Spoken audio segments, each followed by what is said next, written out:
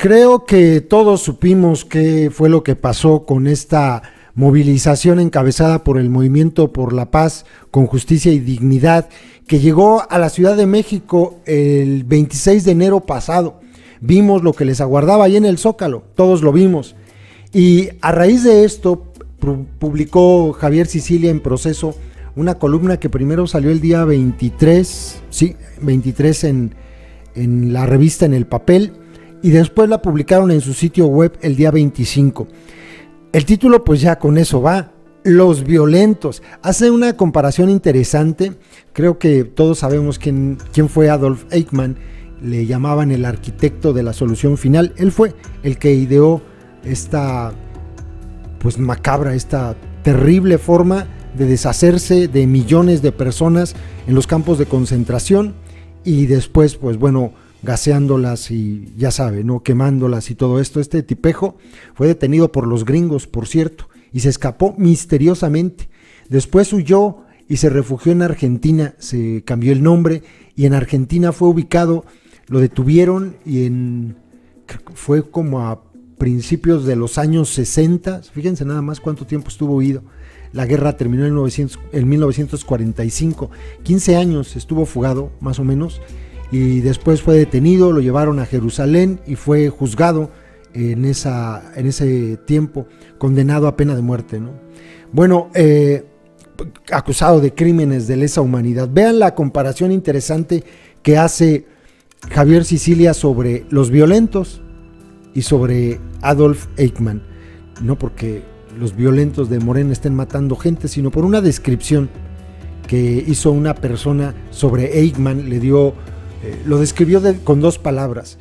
aterradoramente normal. Bueno, desde que el 17 de noviembre de 2019 publiqué mi tercera carta abierta a López Obrador, anunciando lo que sería la caminata por la verdad, la justicia y la paz, que concluyó en Palacio Nacional el 26 de enero, la violencia no dejó de acompañarnos. Tanto el presidente como sus corifeos en la prensa y las redes sociales no dejaron de ejercerla mediante la descalificación, la malversación del espíritu de la caminata y por último mediante un grupo de choque que, auspiciado por Morena y las descalificaciones del presidente, nos aguardó en la plancha del Zócalo con discursos de odio. Lo pavoroso de esa violencia es que no provino de psicópatas, perversos y sádicos que tienen aterrorizado al país con crímenes atroces, sino de gente normal, de gente que, como nosotros, ama a sus hijos, que como nosotros quiere el bien y la paz, pero que, anteponiendo su fanatismo político a la espantosa realidad del país, a nuestro sufrimiento y a nuestra propuesta de verdad y justicia, se volvieron, como Hannah Arendt describió a Adolf Eichmann durante su juicio en Jerusalén, aterradoramente normales. Esta normalidad, que cegada por lo ideológico, utiliza discursos de desprecio y odio, como lo hace el sadismo del crimen organizado con sus víctimas, es mucho más terrorífica que todas las atrocidades que diariamente se cometen en el país, porque en nombre de la supuesta bondad de un gobierno, justifican lo atroz a la vez que lo ocultan e inoculan en la vida social y política el germen de la enemistad, del odio y del rencor que buscan combatir. Así son de contradictorios los pejes. Al mirar y escuchar el 26 de enero en la plancha del Zócalo a esos seres normales que nos cerraban el paso coreando insultos, que el subsecretario de Gobernación Ricardo Peralta potenció con su abominable tuit a chillidos de marrano, oídos de chicharronero, y que el presidente aprobó al día siguiente elevándolos al rango de diferencias de opinión, pensé en los gritos de odio que, mucho antes de la solución final que hizo de Eichmann un asesino, gente normal, aterradoramente normal como él, lanzaba contra los judíos en la Alemania nazi. Pensé también en este tipo de delincuencia que las ideologías fabrican y que hacen decir a la gente normal no solo cosas que promueven el crimen, sino que, ya que del dicho al hecho hay solo un trecho, la impulsan a llevarlos a cabo sin saber ni intuir que en uno y otro caso cometen actos de maldad. Enfervecidos por un odio inoculado por lo ideológico, muchos de aquellos que nos insultaban bajo el grito de "es un honor estar con Obrador", llegaron a patear y a golpear en las costillas a algunas de las víctimas que en medio de la violencia dimos una lección de la dignidad y la paz que buscamos. En un país con más de 300,000 asesinados, de 66,000 desaparecidos, de actos de crueldad aterradores, esas formas de la agresión que se promueven desde la presidencia y Morena están no solo escalando la violencia a sitios aún intocados por ella, y esto me parece que es lo más grave, sino normalizándola como parte de la vida social y política, banalizando el mal y haciendo que las palabras y el pensamiento se vuelvan impotentes ante la barbarie. Al hacer de la malversación, del sentido del desprecio, del insulto y de las provocaciones una forma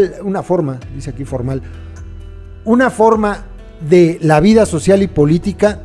el Estado está llevando la previsión, volver de revés, pero también erosionar, desordenar,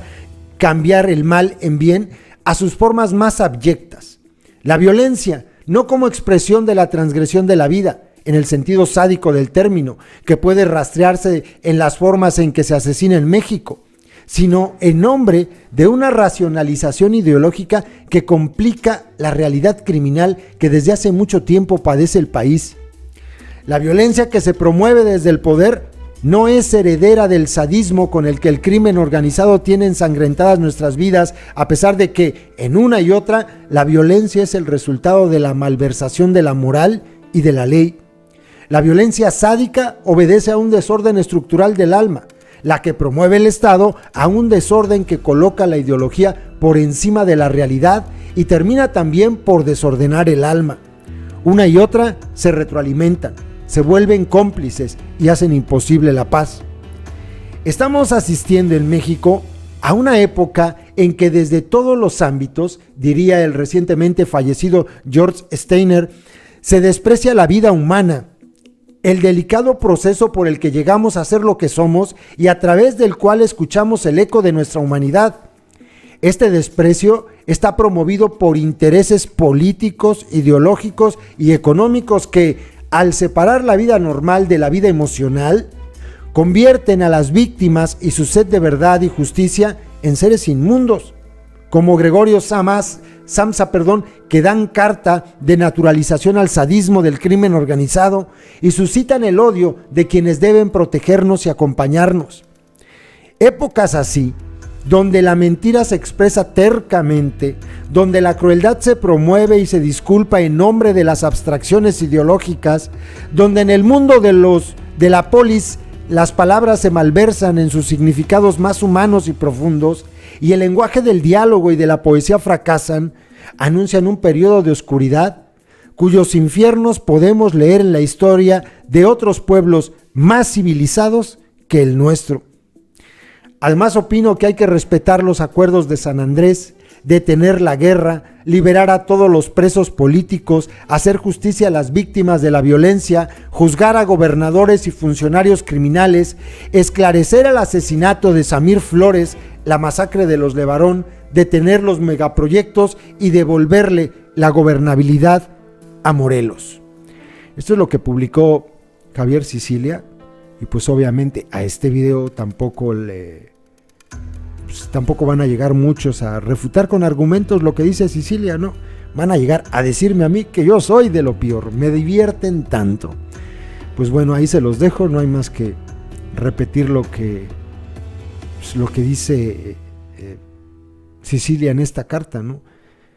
Todo esto es auspiciado y es apadrinado, impulsado, esto viene desde el gobierno. Si el zángano de la presidencia no saliera una mañana así y otra también a descalificar a todo aquel que no piense como él, a violentar imagínense desde la tribuna más importante del país, pues lo que dice López Obrador se sabe de norte a sur. Entonces, si él señala a los radicales violentos que para él no son más que conservadores, como lo dijo en Morelos, si él lo dice, pues no falta el anormal el subnormal, que vaya y asesine a gente como a Samir. Porque él lo está impulsando, no él lo apapacha, por decirlo de alguna manera. En fin, ahí se los dejo, compas. Saludos.